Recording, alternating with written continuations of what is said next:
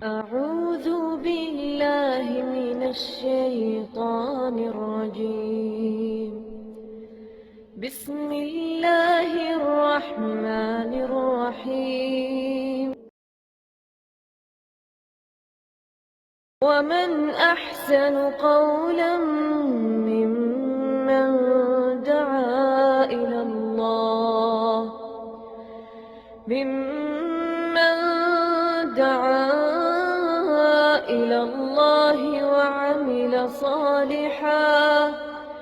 وعمل صالحا وقال إنني من المسلمين.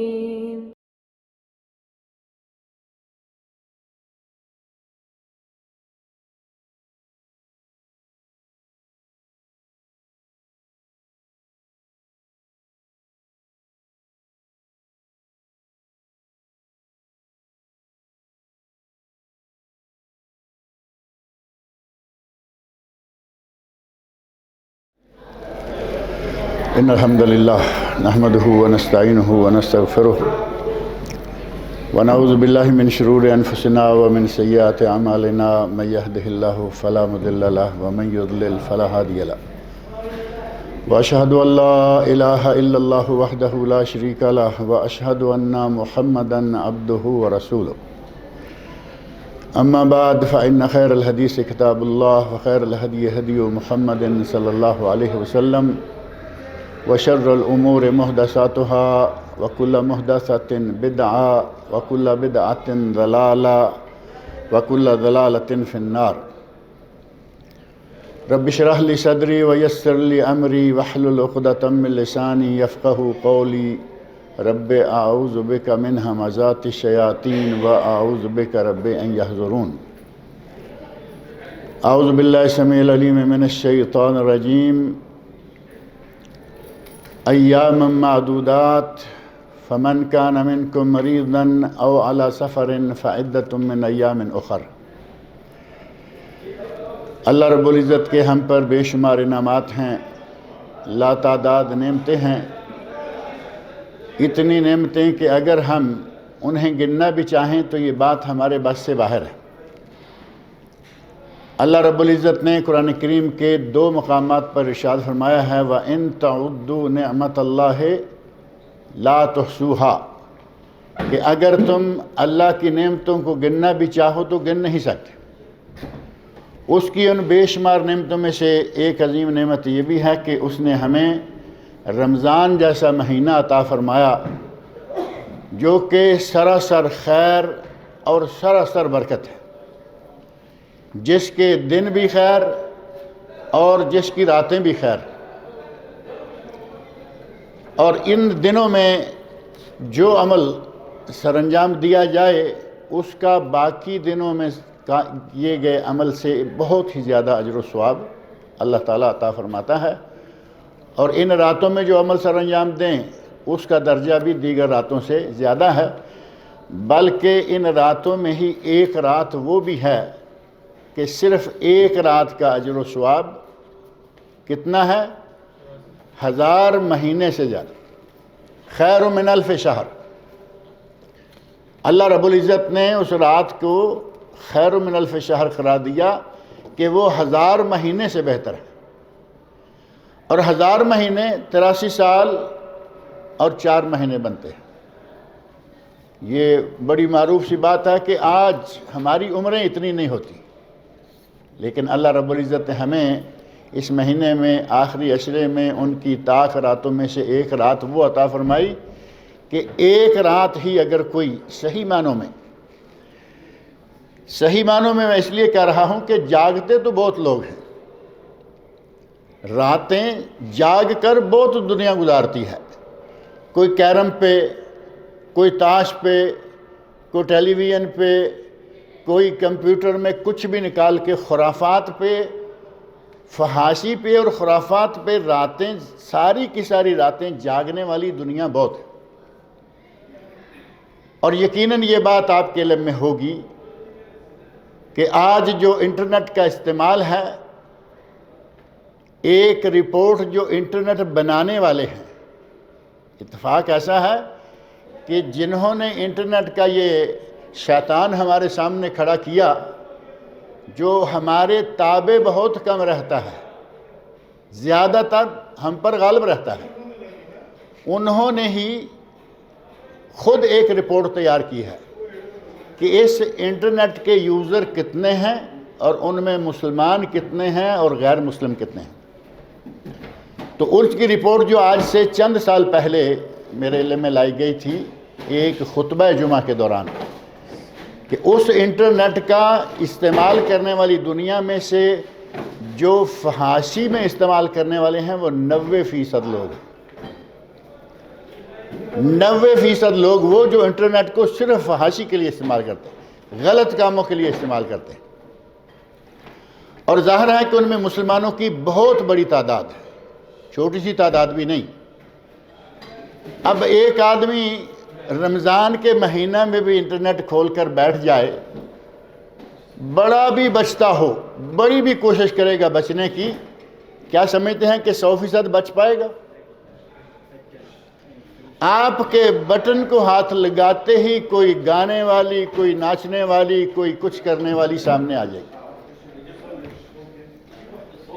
اس لیے میں کہتا ہوں کہ اس رات کو اگر صحیح معنوں میں کوئی جاگ کر گزار لے تو 1000 مہینے سے بہتر رات ہے، لیکن صحیح معنوں میں نہیں ہم گزارتے۔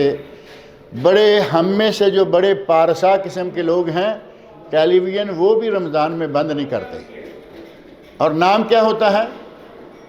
خبریں دیکھ لیتے ہیں۔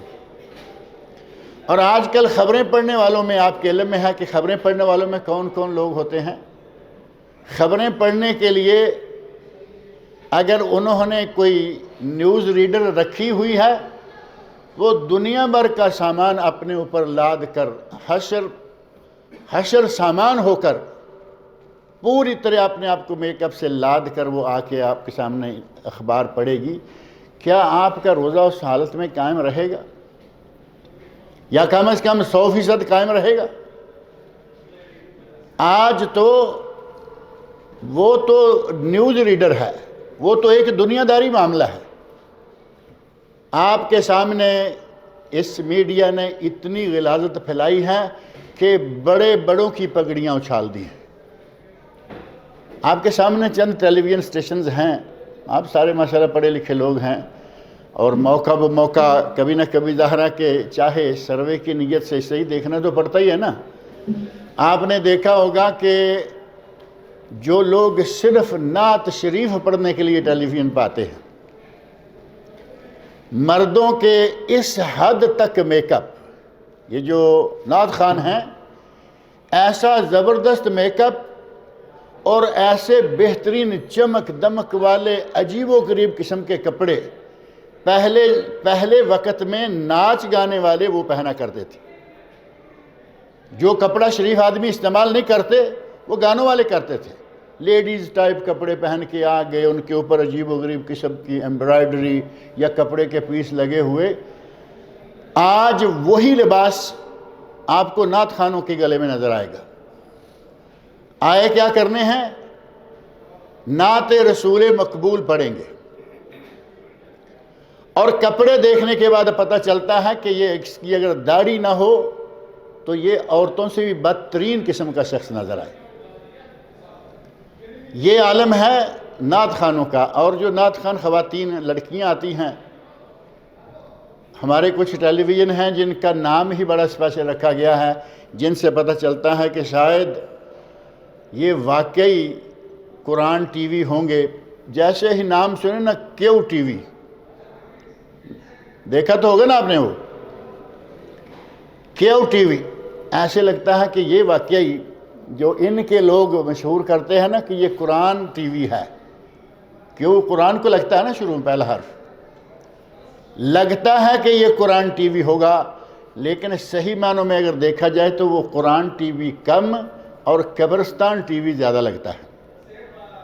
اس پہ قرآن اور اس کے متعلقہ مضمون یا اس کے متعلقہ سپیچز، تقریریں وہ نہیں ہوں گی، بلکہ سارا دن وہ کبھی کسی مزار پہ گئے ہوئے ہیں، کبھی کسی دربار پہ گئے ہوئے ہیں، کبھی کہیں سے فوٹو وہ مزارات جو کبھی سنے بھی نہیں تھے، آج وہ بڑے بنا سجا کے آپ کے سامنے پیش کر رہے ہوں گے۔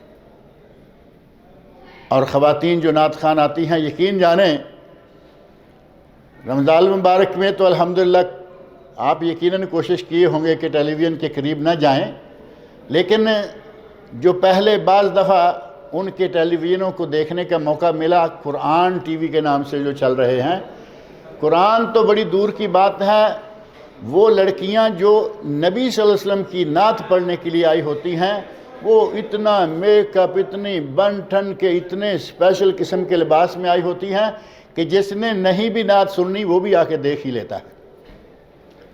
نعت آج لوگ سنتے نہیں ہیں اتنی جتنی کہ نعت دیکھی جاتی ہے۔ اس قسم کے ماحول میں انٹرنیٹ نے جو ہمارے سامنے یہ پلندہ لا کے کھولا ہے، یا یہ جو تھیلا کھولا ہے، تھیلے میں سے اتنی غلاظت نکلی ہے کہ آج گھر گھر میں بڑے بڑوں کے، میں نے عرض کیا کہ بڑے بڑوں کے گھر میں یہ چیزیں جو ہیں وہ موقع کھل جاتی ہیں، کبھی کبھی نہ چاہتے ہوئے بھی کھل جاتی ہیں۔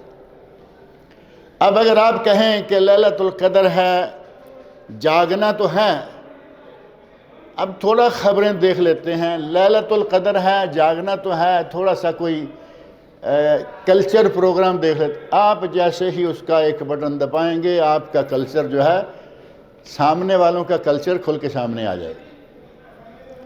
اس لیے میں کہہ رہا، ہم بات کر رہے تھے کہ اللہ رب العزت کے ہم پر بے شمار احسانات ہیں، ان میں سے ایک عظیم احسان یہ ہے کہ اس نے ہمیں لیلۃ القدر عطا فرمائی ہے۔ اب لیلۃ القدر کو پانے کے لیے اس ایک رات کا جاگنا ضروری ہے، جس کی اللہ رب العزت نے تحدید نہیں فرمائی کہ وہ رمضان کی فلاں روزے کی رات ہے، ایسا نہیں فرمایا، بلکہ مطلقاً قرآن کریم کے 2 مقامات پر، بلکہ یوں کہیں کہ 3 مقامات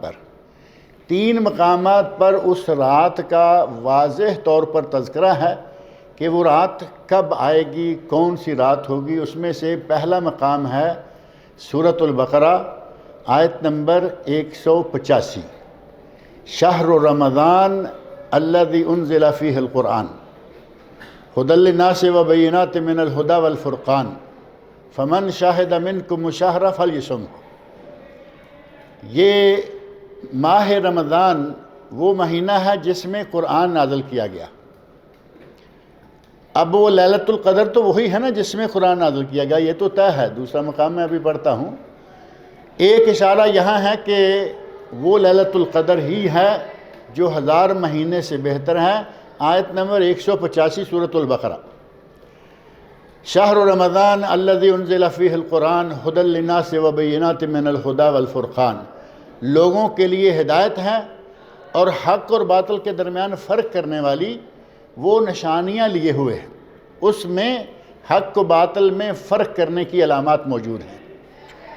اور آگے فرمایا فمن شاہد منکم الشہر فلیصمہ، تم میں سے جو موجود ہو اس رات کو پا لے، اس دن کو پا لے، اس مہینے کو پا لے، وہ اس میں روزہ رکھے، رمضان کے مہینے کا روزہ رکھے۔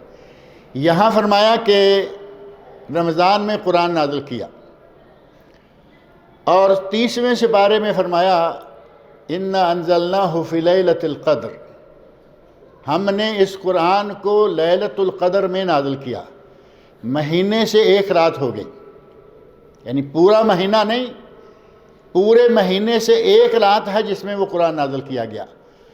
اور اس رات کی صفت اللہ رب العزت نے بیان فرمائی، تحدید نہیں بیان فرمائی، صفت یہ بیان فرمائی وَمَا أَدْرَاكَ مَا لَيْلَةُ الْقَدْرِ۔ پہلے اس رات کی عظمت کو بڑھانے کے لیے سوال کر دیا کہ آپ کو کیا معلوم ہے اے میرے نبی کہ وہ لیلۃ القدر کیا ہے، اور پھر خود ہی جواب دے دیا لیلۃ القدر خیر من الف شہر، کہ وہ قدر والی رات 1000 مہینے سے بہتر ہے۔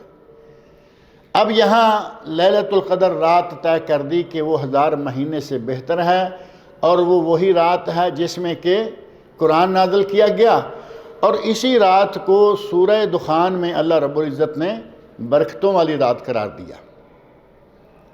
وہاں ارشاد فرمایا انا انزلناہ فی لیلۃ مبارکہ انا کنا منذرین، ہم نے اس قرآن کو برکتوں والی رات میں نازل کیا، مبارکہ، برکتوں والی رات میں نازل کیا، ہم اپنے بندوں کو، ہم لوگوں کو متنبہ کرنے والے تھے۔ اور ساتھ ہی فرما دیا فیہا یفرق کل امر حکیم، اسی رات میں حکیمانہ فیصلے ہوتے ہیں، امرن من عندنا، ہمارے حکم کے ساتھ۔ اب یہ معلوم ہوا کہ یہ رات وہ ہے جس رات میں حکیمانہ فیصلے بھی ہوتے ہیں۔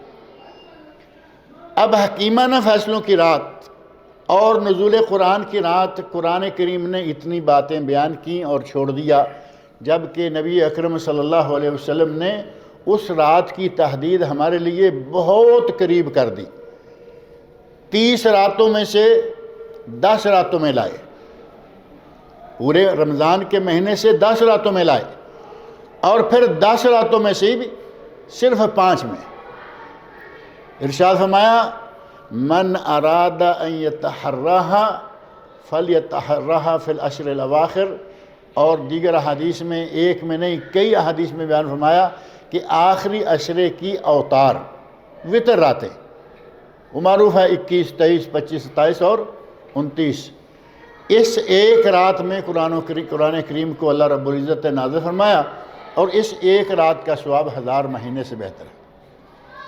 اسے پانے کے لیے خلوص دل کے ساتھ، پوری توجہ کے ساتھ، اور میڈیا کی تمام تر حشر سامانیوں سے بچتے ہوئے، نہ اس دن، میرا مشورہ ہے کہ اس دن آپ خبریں بھی نہ دیکھیں۔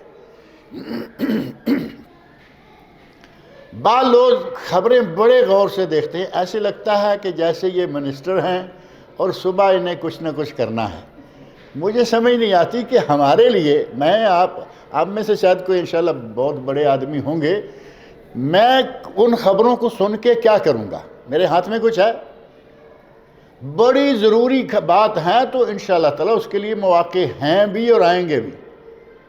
خبروں کے پیچھے اتنا پڑے ہوئے ہیں، دفتروں میں سارا دن اخبار ہاتھ میں ہے، سرکاری ڈیوٹی تھوڑی شاید دی، اخبار ہاتھ میں ہے۔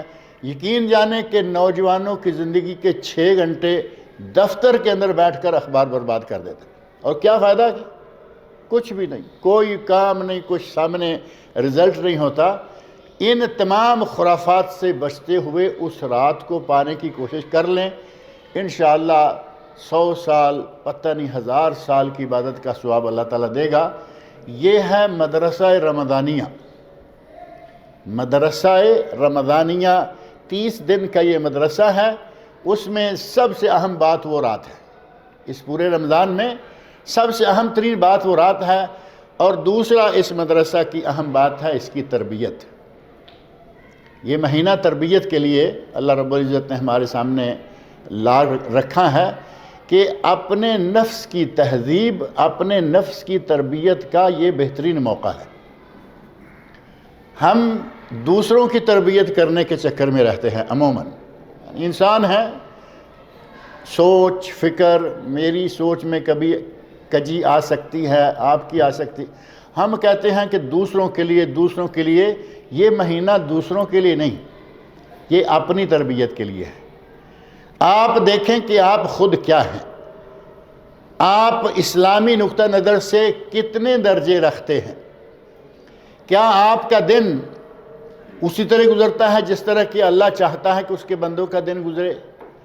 کیا آپ کی راتیں اسی طرح گزرتی ہیں جس طرح کہ اللہ چاہتا ہے کہ آپ کی راتیں گزریں؟ اگر آپ ان 2 باتوں کا، ان 2 چیزوں کا، ان 2 سوالوں کا جواب اپنے پاس رکھ لیں، یقین جانیں کہ ہماری تربیت کا آغاز ہو سکتا ہے۔